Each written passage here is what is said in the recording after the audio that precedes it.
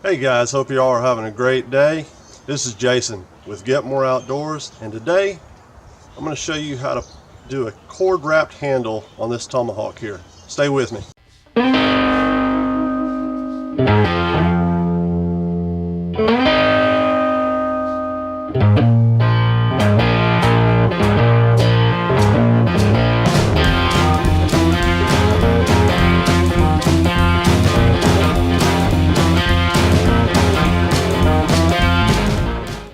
Alright guys, if you watched my previous video on Tomahawks, where I was going ahead and getting this Tomahawk ready to where it could actually be thrown and used and more serviceable, I discussed going ahead and putting a cord wrapped handle similar to this here. Now this is not just the only application this is good for. This is something that would have been used to provide a grip, a handhold, a hand grip on something like a walking stick or a staff. This is also good if you're putting it right there close to the end of a wood implement to help just strengthen the end and help prevent the wood from actually splitting and checking. Or provides a nice little grip, hand grip area for something like this traditional flat bow. So it does have more than one application. So let's go ahead and just get right into it.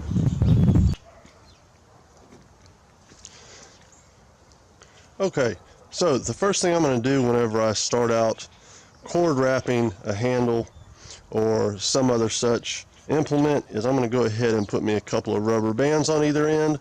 This is just going to make it easier because, well, I only have two hands.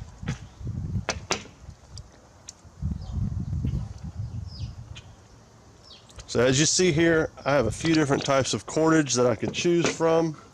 I'm really partial to using something that is like this tarred bank line here. This is actually used for trot lines. You can get it in varying sizes and strengths, but I really like it because it is heavily waxed, so it does hold up to the elements very well. And it also doesn't have any kind of stretch to it, and it binds really well on itself, which will help to prevent it from slipping with use, which can happen if you're using something that is more of kind of a slippery type of a twine or a rope.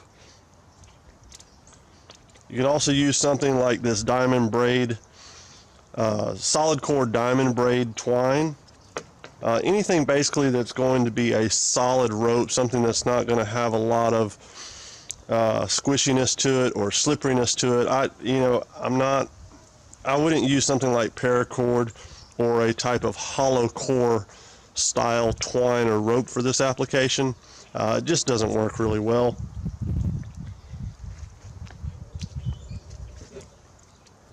However, for this right here, which is going to end up being our pull cord, and this will make more sense as the video progresses. For something like this, I do prefer something that is more of a slippery style cordage or twine, something that does not really bind on itself or what I'm using to wrap the handle with. First thing we're going to do is we're going to take an adequate length of cordage. This is going to be our pull cord. I'm going to double it over,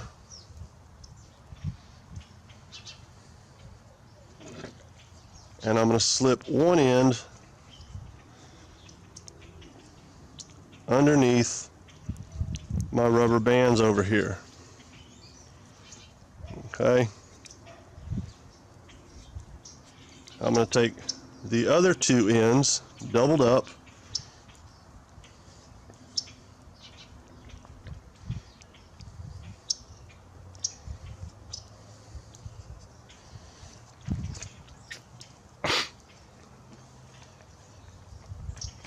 and I'm going to put them underneath the other rubber band that I have here on this handle. And this is just going to hold it in place while I actually wrap the handle, just like so.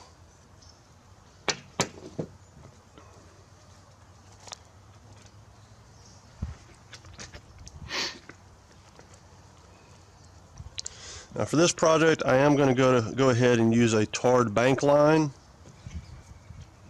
You can get this stuff at most of your tackle stores. You can get it at Walmart. You can order it online. If you want something that is more heavily tarred and really durable, you can get this bank line.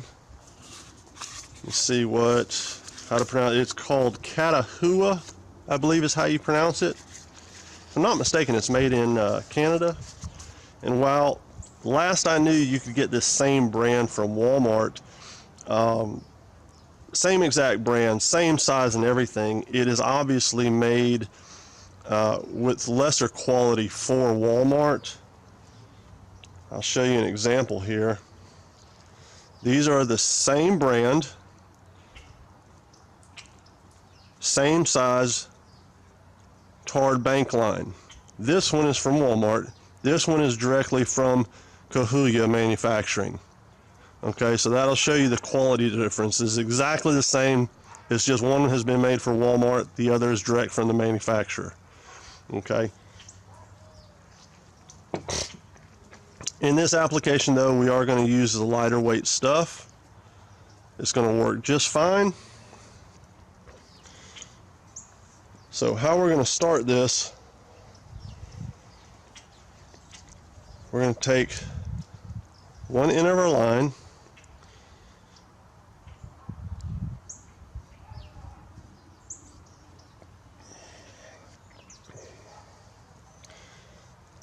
we're going to lay it down on the handle like so.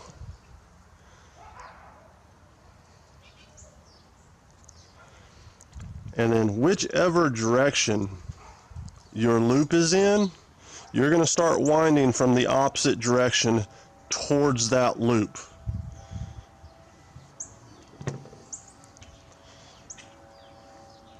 So we're going to start our wrap. We're going to do a single wrap to start off with, and then I'm going to make sure that it is pulled very tight, that there's no gaps in the wrap.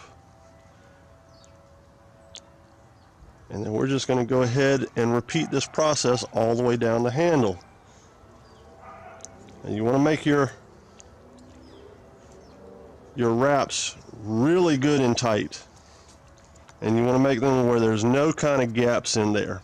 Any kind of gaps that you leave later on, as the cordage will tend to shift, it will create a looseness in the cordage, and it will cause the bindings to actually loosen up over time. So you want to make sure that you go ahead and take your time and get this done right, or you're just going to be starting the process all over.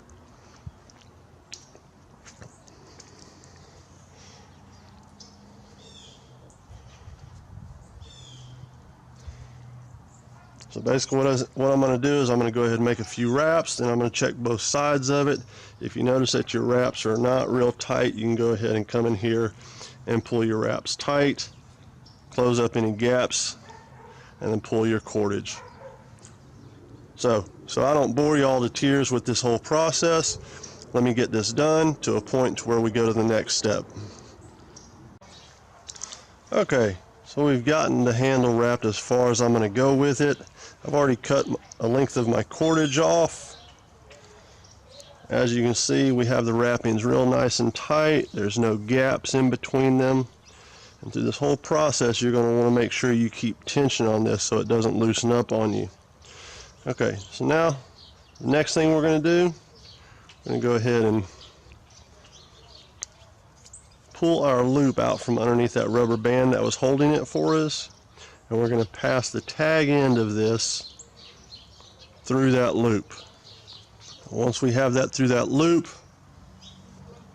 we're going to go ahead and pull on our pull cord and pull this tag end back through the wrappings that we just made.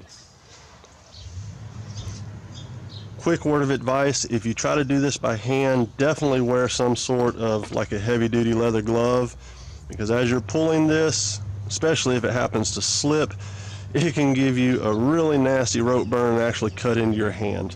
And I do say that from experience. What I prefer to do is go ahead and get myself some sort of a stick.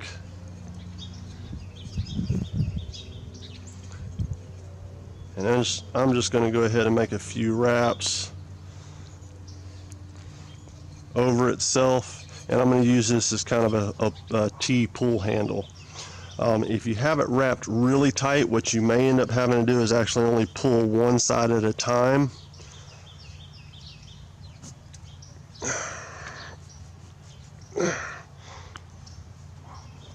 Alright, make sure your cord stays good and tight.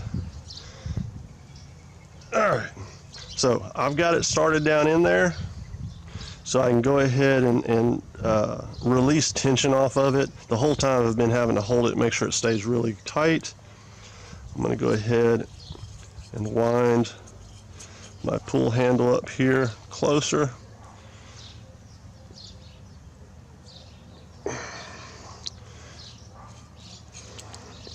And what you may have to do, depending on how tight your wraps are, is kind of alternate pulling one of these and then the other to be able to work this down inside.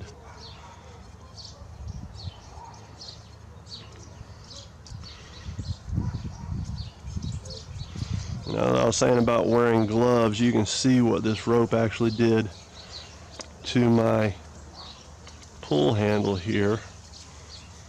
That's why I prefer doing it this way.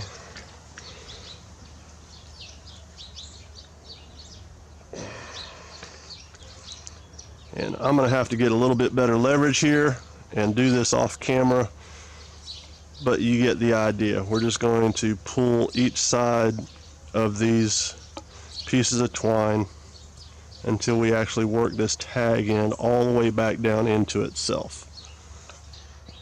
Alright, took just a little bit of straining and grunting, but I got it to go ahead and work itself all the way back through. We no longer need this rubber band. Go ahead and take this off of here.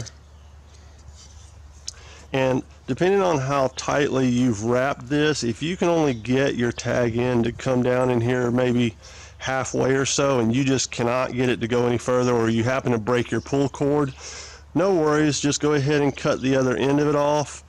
If it's like of a nylon material like this, maybe hit it with a lighter to go ahead and melt the end. As long as you get it down in here about halfway, it shouldn't come back unraveled. I was able to get this to go all the way through, and since it is hanging out,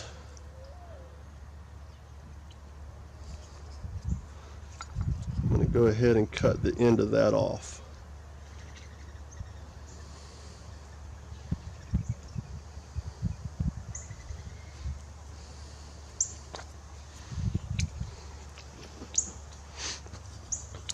But there you have it. That is a traditional cord wrapped handle.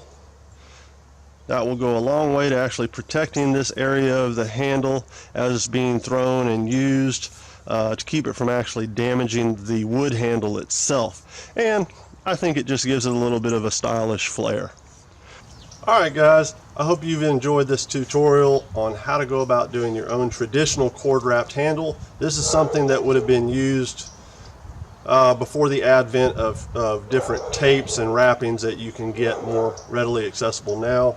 I prefer it, especially in a traditional application like this Tomahawk, or as I said, in the case of this traditional flat bow. But if you're new to this channel, I hope you go ahead and decide to hit that subscribe button, ring the bell, so that you'll be notified of future videos that I post. Be sure to share on your favorite social media. And if you got something out of this, by all means, I'd appreciate it if you leave me a thumbs up. Alright guys, until the next video, this has been Jason with Get More Outdoors, reminding you to get more outdoors.